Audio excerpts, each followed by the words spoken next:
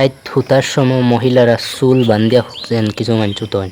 মহিলা হল রাইত হুত্তে সময় চুল বান্দিয়া হুতিতা কুলিয়া হুতিতা না কিলা হুতিতা আল্লাহ খুতরা ওয়াজা আল্লাহ লিবাসা ওয়াজা আল্লাহ নাহারা মাআশা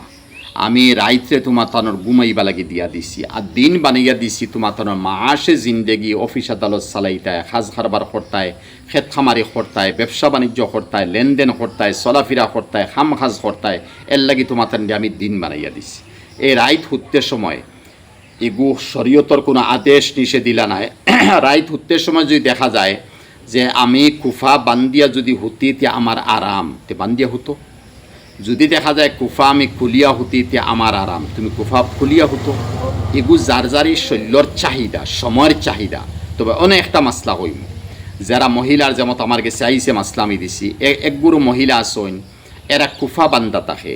আর এই কুফাবান্ধ অবস্থার মধ্যে স্বামী সঙ্গম করার পরে গোসল ফরজ হয়ে যায় এই ফরজ গোসল কুফা খুলিয়া ফরজ গোসল করতারি না খুলিয়া তখন শরীয়তর মাসলা ওইয়া তাহলো তোমার মাথার চুলর গুড়ি সব জায়গার মধ্যে ফানি যদি পৌঁছাইতে পারো তে কুফা খোলা লাগতো না কুফা তোমার জেলা আছে বান্দা তাহলে